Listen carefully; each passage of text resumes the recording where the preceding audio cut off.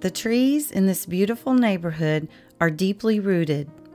Long before we started this church, God was calling Lakewood United Methodist Church to fruitfulness. God had a vision for our church from the beginning, and God has a vision for us today. The key to discovering the vision to which God is calling us is to remember our story, or better yet, to remember how God's story and our story came together. Real estate developer Justin Matthews started developing the 2,000 wooded acres now known as Lakewood in 1932. Well, I think we were the second house in Lakewood. We built our home after we got married, built our home in Lakewood, and I think we were the second house here. When the air base opened and there was no on-base housing.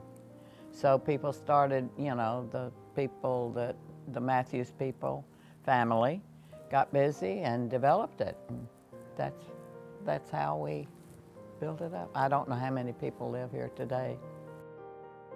As part of the project, 11 dams were constructed, creating recreational lakes. To attract visitors to the area, Matthews built the Old Mill, also known as the Pugh Memorial Park, in 1933. The city of North Little Rock annexed Lakewood in 1951, and at the time the neighborhood had 4,000 residents.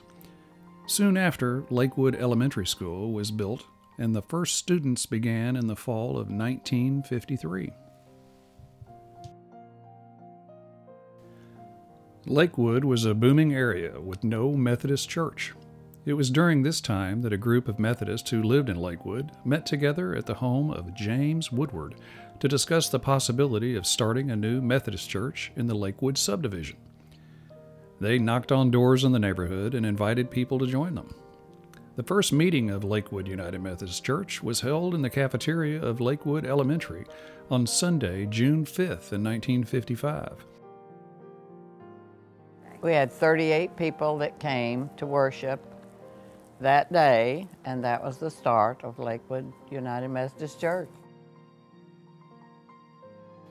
By the end of that summer, 98 persons had become charter members of the church. The congregation rented space from Lakewood Elementary for more than 3 years before building their own worship space.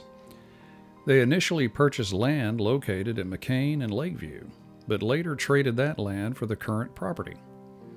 The building project was funded by bonds underwritten by 49 members of the church, and the first bond of $9,000 was purchased by Reverend Worth Gibson.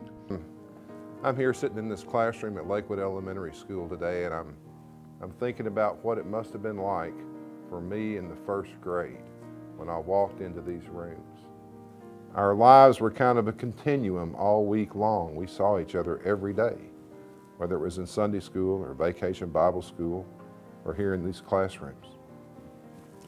It was a magical time.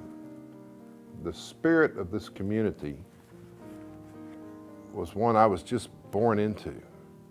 It was a community of people helping one another, of people loving one another. It was a spirit of smiles and happiness, a spirit of joy, a spirit of camaraderie.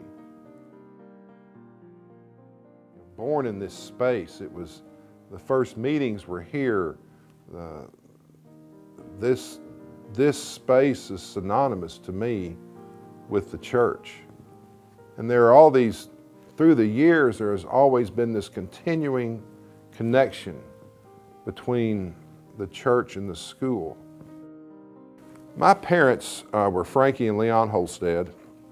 My mother and father were charter members, and my mother was the church organist. Let me tell you what I would say to my parents and to those people that started this community of faith, that had the vision to start this thing. And if I was to confront one of them today, here is exactly what I would tell them.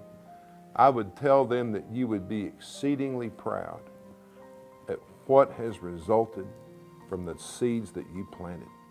Because I'm a little bit of a student of the history of North Little Rock, and I look through books all the time and I see churches that have been reduced to black ink on a white piece of paper. And I wonder, what does it all mean now that it's been reduced to this? And there were weddings there, and there were marriages there, and there were baptisms in those churches, but ultimately they're black ink on a white piece of paper. This church is not. This church is vibrant, and it's growing, and it's active, and it's changing lives every single day. And this room actually is where I spent my 4th grade year. Miss Polly Leubner was my teacher. We had lots of good time here. Actually, now that I think about it, this was the room where I was when it came over the intercom that President Kennedy had been assassinated.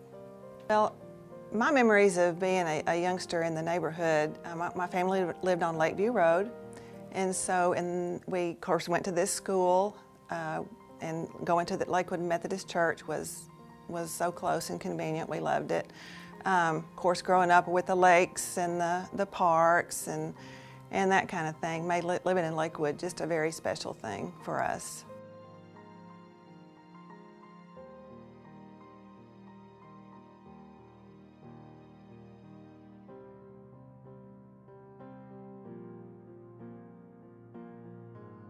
If I could go back and speak to the charter members, I would first of all say thank you. Thank you for setting the foundation for my life. Every life event I have experienced, with the exception of my baptism, has taken place in this church, including the burial of each one of my parents. And so to go back and to be able to thank those with such vision and the charter members would just be an honor to me. I would tell them how special this church has been in my life and the life of my family. And I would just tell them what a blessing they have been for our family and for many families. We are deeply rooted here. In the parable of the sower, Christ reminds us that fruitfulness comes from deep roots. Over the past 60 years, we have seen change. We have had joys and pain, laughter and tears, but above all else, God has remained faithful to the people called Lakewood United Methodist Church. Jesus told us that if you have faith as small as a mustard seed, you can say to this mountain, "Move from here to there," and it will move. Nothing will be impossible for you. Faith tells us that no matter what lies ahead of us, God is already there, making a way. Our roots are deep, but there are still seeds to sow, children to raise, stories to tell, lives to change. God's not done with us yet.